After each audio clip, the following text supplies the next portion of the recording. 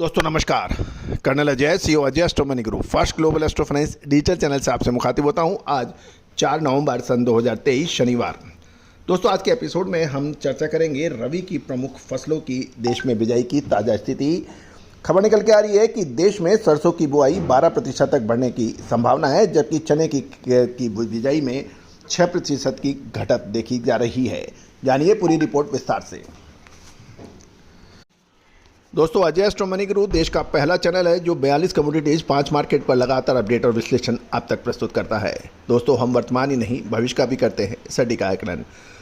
दोस्तों देश दुनिया का पहला चैनल जो इंडियन सिस्टम ऑफ एनालिसिस और फंडामेंटल एनालिसिस के संयुक्त प्रयास से आप तक अपनी बात पहुंचाता है। साउथ वेस्ट मानसून हो, जीरा हो, धनिया हो, लाल मिर्च हो, काली मिर्च हो, गेहूँ हो, चावल हो, कपास हो, इन सभी पर हमारे अग्रिम विश्लेषण सत्य साबित हुए हैं।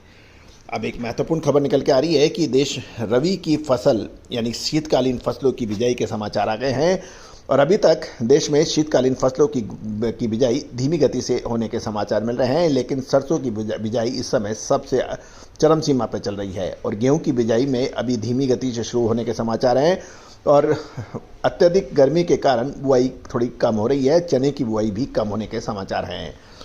केंद्रीय कृषि मंत्रालय के ताज़ा आंकड़ों के मुताबिक 3 नवंबर तक यानी कल तक सभी रबी फसलों की कुल बुआई 120 लाख हेक्टेयर में हो चुकी है, जो पिछले साल इस समय की तुलना में 115.83 लाख हेक्टेयर थी, यानी 4% की वृद्धि मानी जा रही है।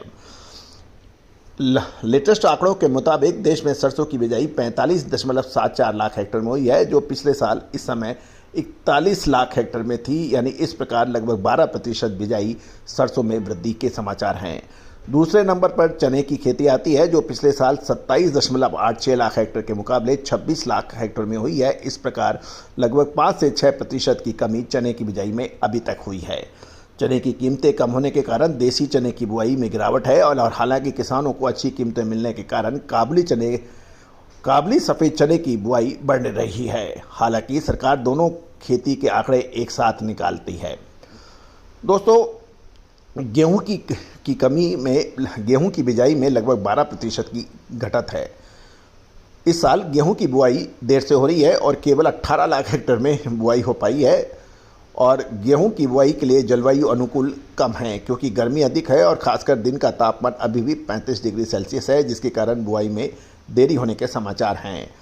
यदि हम 3 नवंबर यानी कल तक की फसलों की बुआई के देखें तो गेहूं में 12.59% की घटत है, धान में 9% की घटत है, दलहन में 1.33% की तेजी है, चने में 5.33% की घटत है, मसूर में शानदार बिजाई हुई है, 33.33% की बढ़त है, मटर में 38% की बढ़त है, उड़द में 41% की घटत है, मूंग में 37% की घटत है, धान की फसलों में 44.09% की बढ़त है, जवार में 82.24% की बढ़त है, मक्का के अंदर 6.51% की बढ़त है, यानी कुल तिलहन का देखा जाए तो 47.53 लाख हेक्टेयर में हुआ है, जबकि पिछले साल 40.99% की हुई, यानी कुल मिलाकर 8.91% की बढ़त है।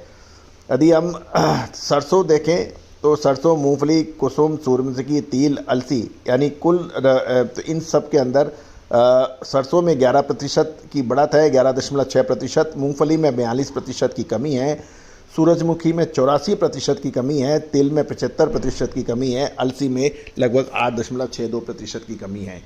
कुल मिलाकर अभी ये शुरुआती आंकड़े हैं।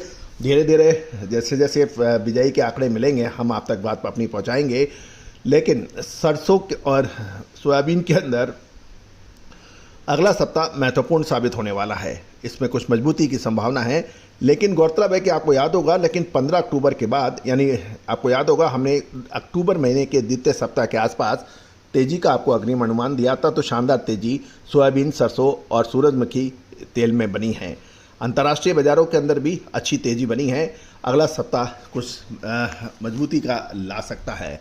दोस्तों अब एक महत्वपूर्ण प्रश्न रहेगा कि ऊपरी स्तरों पर क्या कुछ मुनाफा वसूल कर लेना चाहिए, क्योंकि शॉर्ट, मिड और लॉन्ग टर्म यानी लघु अवधि, मध्यम अवधि और लंबी अवधि, इनके ट्रेडिंग अलग है। जो इन्वेस्टमेंट करते हैं वो 3 से 4 महीने का, कम से कम 5 महीने या 6 महीने का नज़रिया रखते हैं, या उससे बड़ी अवधि का भी रख सकते हैं। मध्यम अवधि का लगभग 1 से 1.5 महीने होता है और छोटी अवधि का लगभग 1 महीने या उसके आसपास होता है। तो तीनों ही में काफ़ी चेंजेज हैं, परिवर्तन हैं।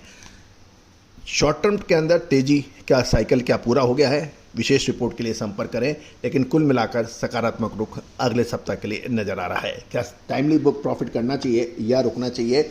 विशेष रिपोर्ट के लिए संपर्क करें। तो दोस्तों, तिलहन दलहन मसाला, कपास, गवार सीड का विशेष अग्रिम रिसर्च रिपोर्ट के लिए संपर्क कीजिए, नंबर स्क्रीन पे दिए गए हैं।